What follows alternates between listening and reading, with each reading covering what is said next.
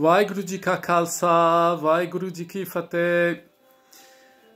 Eh bien, plein de bénédictions à vous tous dans cette période qui est un peu compliquée pour tout le monde et où la société est bouleversée. Je me suis dit que puisque nous entrions dans la semaine annoncée par le gouvernement et les autorités sanitaires comme une semaine de pic de la pandémie, mais qui reste toujours très incertain puisque tout ça relève de l'évolution de la nature et est entre les mains de Dieu notre Créateur, je me disais qu'il était important peut-être rapidement de se rappeler 2 ou 3 petites choses qui sont fondamentales à la vie spirituelle et encore plus certainement dans cette période d'épreuve que nous traversons.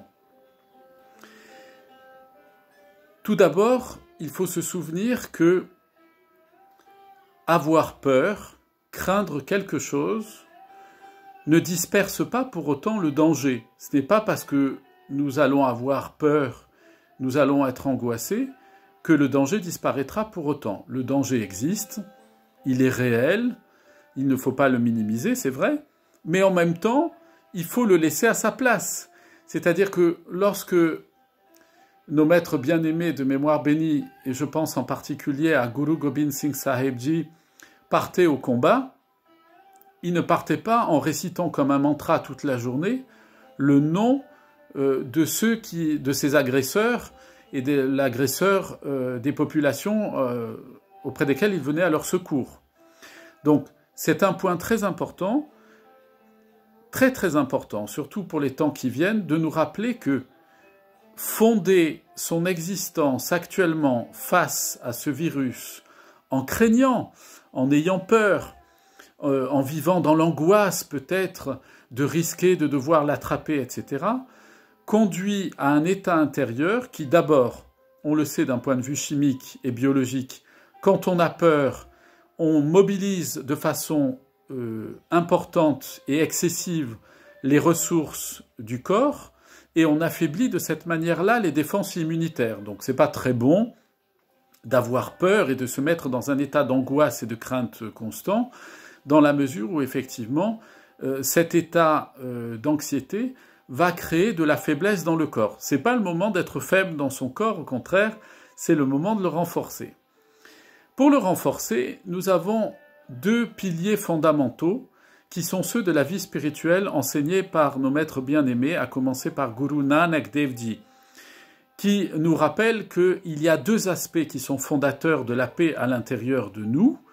C'est à la fois le Sukh et le Santok, c'est-à-dire Sukh, c'est la félicité, en bon français, c'est-à-dire un état dans lequel on est heureux, on est joyeux, et puis Santok, c'est l'état de contentement intérieur, c'est-à-dire je suis satisfait de ce que j'ai et de toutes les bénédictions dont Dieu me comble, quelle que soit ma situation, parce que toutes les situations que je vis, que j'ai vécues et que je vivrai dans le futur, eh bien, je dois passer à travers elles parce qu'elles sont bonnes pour moi, elles sont bonnes pour ma croissance spirituelle, elles sont très bonnes pour mon évolution spirituelle et je ne dois pas les redouter. Donc, Guru Gobind Singh Sahib Ji rappelait d'ailleurs de façon importante dans les décrets militaires qu'il éditait à l'attention de ses troupes, qu'on appelle Zafarnama, il rappelait très souvent que la première chose à faire avant de partir au combat, c'est de se lever avant le lever du soleil, que nous appelons Amrit Vela, au moment du nectar suprême, c'est-à-dire au moment où sur la Terre il y a le maximum de gens et de consciences qui sont endormis, ce qui fait que c'est le moment le plus favorable pour pouvoir développer sa vie spirituelle et entrer dans une relation consciente de connexion avec le Créateur.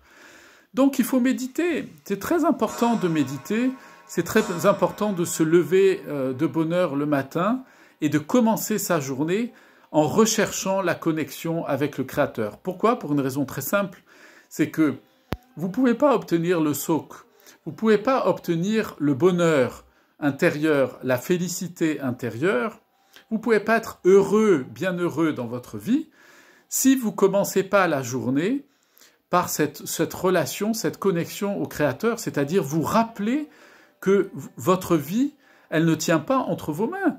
Vous n'êtes pas les propriétaires de votre vie. Vous vous n'avez pas la maîtrise de votre existence.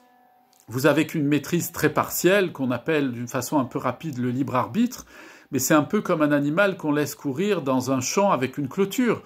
Vous avez beaucoup d'espace, mais vous ne possédez pas la totalité de l'espace. Eh bien, c'est très important vraiment de faire Nam Simran, de méditer le nom de Dieu tous les matins et tout au long de la journée, d'ailleurs en continu, pour être immergé constamment dans cette connexion, dans cette relation bienfaisante à la source même de notre vie. Et plus nous allons oublier qui nous sommes, plus nous laissons la conscience du créateur de Vaheguru émerger à l'intérieur de nous tous les jours, pendant ces temps de confinement et tout le long de notre vie, et plus nous allons connaître ce que c'est qu'être heureux. Être heureux, c'est ni plus ni moins que laisser en nous jaillir cette source permanente qu'est le créateur lui-même, et cesser de croire que nous sommes les propriétaires de notre corps, de notre âme, de nos pensées, et de tout ce qui semble être une chose, une possession sur laquelle je peux dire « moi, ça m'appartient, c'est à moi ». Ça, c'est une illusion, ça passe, ça dure pas, ça reste pas. Donc ça procure le bonheur. Et un autre point, c'est santok, le contentement. Être heureux et satisfait de ce que l'on a et surtout de ce que Dieu nous donne. Parce qu'il ne faut pas oublier que quand on a quelque chose dans la vie, quand j'ai le visage que j'ai, quand j'ai les vêtements que j'ai, la maison, les possessions, les biens, le travail, les enfants, la famille, les parents, les amis, les relations, etc., le métier, tout cela, toutes ces choses-là sont un don de Dieu. Ce sont des bénédictions que Dieu nous donne, même si sur le moment ça peut être une contrainte ou ça peut être quelque chose de désagréable. Eh bien, dès que nous entrons dans cette dimension-là, d'une vie qui est vécue dans ses moindres recoins, dans ses moindres détails, comme étant un moyen de rendre grâce au Créateur, de rendre grâce à Vaheguru, de nous donner autant de bienfaits. Et la première et la plus merveilleuse des choses, c'est que, mes amis, tous les matins, nous nous levons et nous respirons, nous sommes vivants. Qu'est-ce qu'il y a de plus grand cadeau que celui-là? Le Créateur ne peut pas nous donner des choses plus belles que de nous donner la vie tous les matins et que son nom soit béni pour ça, bien entendu. Ça, c'est le contentement, ça, c'est le santok, c'est-à-dire c'est d'être rempli intérieurement de cette action de grâce, de cette reconnaissance, de cette gratitude envers le Créateur. Et une autre chose qui est très utile en ces temps-ci pour lutter contre cet ennemi invisible qui est ce virus finalement, puisque la France a décidé de prendre un vocabulaire martial pour aller à l'encontre de ce virus et pour le combattre, eh bien, il ne faut pas nous oublier une chose, c'est qu'il n'y a pas de vie spirituelle, il n'y a pas de méditation possible, il n'y a pas de souk et de santok, il n'y a pas de contentement intérieur et il n'y a pas de bonheur intérieur si à un moment donné, on n'est pas dans une relation de partage avec les autres. Alors bien sûr, dans ces temps de confinement, c'est pas évident de partager par exemple de la nourriture, mais peut-être que oui, peut-être que juste à côté de chez soi, on a un voisin ou une voisine âgé ou un couple de gens qui est un peu handicapé ou âgé, qui n'a pas de visite et auquel évidemment on ne peut pas rendre visite pour des questions sanitaires que nous comprenons tous, mais peut-être qu'ils ont besoin de manger, peut-être qu'ils ont besoin juste qu'on leur téléphone, on prenne de leurs nouvelles. Mais c'est valable aussi pour les gens qui sont dans notre entourage relationnel par des moyens dématérialisés, par exemple par les réseaux sociaux, etc., et qui semblent aller bien, mais qui sont peut-être dans la solitude et auxquels il faut penser à passer un coup de fil régulièrement pour leur demander si tout va bien. Et dans cette notion de partage, ce qu'on peut faire aussi, c'est qu'on peut préparer des repas sur lesquels, évidemment, on prie pour que ce soit un langar de notre maître bien-aimé, que ce soit communiqué, que ce soit Dieu lui-même qui donne au travers de nos mains, et puis on le dépose à l'entrée de la porte ou sur la clôture du voisin d'à côté pour que peut-être qu'il n'a pas les moyens, parce que tout le monde n'a pas les moyens en cette période de confinement, hein, on oublie ça, c'est pas parce qu'on est confiné que les problèmes sociaux sont finis et que les gens qui n'avaient pas à manger ou qui mangent pas à leur faim avant le virus mangent maintenant à leur faim parce qu'il y a le confinement, c'est peut-être pire encore la situation. Et puis c'est le moment de partager aussi ses connaissances, c'est le moment de partager son savoir, c'est le moment d'aider les autres. On a cette bénédiction incroyable d'Internet et des réseaux sociaux, de la dématérialisation sous toutes ses formes, pour pouvoir communiquer. Et il faut communiquer, c'est très important, mais communiquer des bonnes choses, communiquer des choses, des enseignements, des paroles qui procurent la joie, qui procurent le bonheur, qui soient dans le partage, dans l'échange, qui soient dans l'échange des connaissances aussi. Tout ça, c'est très très important. On ne peut pas, parce qu'on est confiné, devenir confit. Vous voyez ce que je veux dire, hein? Un fruit confit, c'est un fruit qui est devenu tout petit, il s'est gorgé de sucre et il s'est replié sur lui-même. Eh bien, cette période de confinement, mes amis, ne soyons pas justement comme les fruits confits, soyons pas repliés sur nous-mêmes, avec la peur de se dire que moi, je ne veux pas être contaminé, et puis les autres, on verra bien ce qui leur arrivera. Et en même temps, regarder les voisins comme s'ils étaient un peu suspicieux. On le voit malheureusement, hein, ces comportements-là. Et on doit vraiment, si on est une personne bien disposée, qui a envie de mener une vie spirituelle simple mais belle, on doit se dire que ce temps où on est à la maison, on est peut-être en famille aussi. Alors c'est vrai qu'il faut gérer les enfants, il faut gérer les membres de la famille âgés, dépendants, dont on doit s'occuper. Et puis peut-être le quotidien, où on n'a pas tous l'habitude d'être 24 heures sur 24 ensemble. Eh bien, il faut se rappeler d'une chose très importante, c'est que le partage et le partage avec les autres nous permet, à ce moment-là, de nous connecter encore plus à la source, au principe de notre vie, à Vaheguru, au Créateur lui-même. Alors vraiment, j'encourage tout le monde, et quand je dis ça, je le dis d'abord pour moi, et je le dis, je vous en fais part aujourd'hui, et j'espère que ce petit temps de communication que je fais maintenant, peut-être sera utile à certains, et puis permettra de booster chacun d'entre nous pour aller dans ce sens-là. Eh bien, communiquer, échanger avec les autres par les moyens que le Créateur nous a mis entre les mains, échanger des bonnes paroles. C'est l'occasion peut-être, nous, au sein de la communauté sikh aussi, d'échanger sur nos connaissances. Certains d'entre nous sont plus avancés que d'autres, etc. Eh bien, chacun à son niveau peut apprendre quelque chose à l'autre. Et on peut profiter de ce temps-là pour grandir spirituellement ensemble et aider les autres qui sont peut-être un peu plus démunis que nous, et spirituellement et matériellement, à grandir aussi. On nous parle beaucoup de la solidarité. Nous savons que d'un point de vue spirituel, la solidarité, elle a un nom plus grand, c'est le partage. C'est comme quand on parle dans le monde laïque de la modestie, nous savons que dans la vie spirituelle, il faut rechercher, au-delà de la modestie, il faut rechercher l'humilité, c'est-à-dire s'effacer pour laisser toute la place à l'autre et à Vaheguru lui-même, puisque l'autre est une manifestation du Créateur et du Seigneur suprême. Voilà, ce petit message pour vous dire, profitez de ce temps-là pour lutter contre le virus.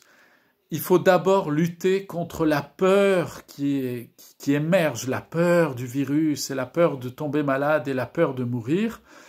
Peut-être que parmi vous, il y aura des personnes, Dieu vous en préserve, hein, et Dieu nous préserve tous, mais qui ont peut-être des proches qui sont infectés par ce virus. Eh bien, le message d'espoir, le message vraiment de guérison, il passe d'abord et en premier lieu par une attitude spirituelle intérieure. C'est ce temps-là nous est donné pour nous reconnecter par le Nam Simran, par la méditation, à Vaheguru lui-même, à Dieu lui-même. Ce temps-là nous est donné pour étudier aussi les saints enseignements de nos maîtres, étudier la Bani, étudier les textes sacrés. Profitons de ce temps-là, et ce temps-là est un temps aussi pour reconsidérer l'autre comme la source d'un bienfait pour moi, être attentif aux autres, partager, parce que téléphoner, prendre des nouvelles des autres pour savoir s'ils vont bien aussi, c'est aussi Guru Kalangar, c'est aussi j'allais dire, la cuisine sacrée et gratuite de nos maîtres bien-aimés. Vraiment, le partage, c'est quelque chose qui est fondamental quand les gens ont peur. Parce que partager, c'est donner son cœur pour que l'autre souffre moins. Et c'est sur ces paroles que je voudrais terminer. Et puis, vous souhaitez à tous aussi de grandes bénédictions. On a beaucoup de chance de se retrouver aussi en confinement finalement, même s'il y aura des incidences économiques, sociales, etc. Mais on a beaucoup de chance parce que Vaheguru, Dieu, le Seigneur suprême, permet aussi que la société s'arrête pour nous rappeler qu'il y a deux choses essentielles dans l'humanité. L'amour de Dieu et l'amour des autres. Et que si on n'est pas capable de ça, alors on ne peut pas réussir à être victorieux ensemble. Et ce qui était merveilleux quand Guru Gobind Singh Sahib Ji partait en guerre pour défendre les populations qui étaient massacrées par les ennemis, ce qui était merveilleux, c'était de voir que lorsque les soldats ennemis tombaient sous le coup des flèches et des armes de l'armée de Guru Gobind Singh Sahib Ji, eh bien, il envoyait ensuite des soldats et des Sikhs pour aller soigner les blessés du camp adverse. Ceux qui étaient morts versaient une pension à leur famille, et ceux qui étaient blessés leur donnaient tous les soins, leur donnaient de la nourriture, et puis les renvoyaient chez eux. Et souvent, il y avait des personnes autour de Guru Gobind Singh Sahib Ji, parmi ses disciples, qui étaient très surpris de cette attitude-là et qui lui disaient « Mais Guru Sahib, maître, comment ça se fait que tu nous demandes de les soigner? Une fois qu'ils iront mieux, ils vont se remettre sur un cheval, ils vont nous attaquer et nous tuer. » Et notre maître bien-aimé, Guru Gobind Singh Sahib Ji, disait la chose suivante. Il disait « Quelle différence y a-t-il entre celui que tu soignes et celui qui te tuera? Quelle différence y a-t-il entre lui et toi? Quelle différence y a-t-il entre eux, nous et le Seigneur suprême? Il n'y en a aucune. Tout est Vaheguru, tout est la manifestation suprême de sa volonté. » Je vous souhaite beaucoup de bénédictions, plein de bonnes choses à vous tous, dans vos maisons aussi, dans vos familles, que Dieu nous protège tous, vous protège en particulier, et donne à notre société aussi de tirer les leçons de tout ça et de nous rendre compte qu'un tout petit virus peut mettre par terre tout ce qu'on croyait dans le monde matériel être éternel et durable. Que vous soyez tous richement bénis par Vaheguru.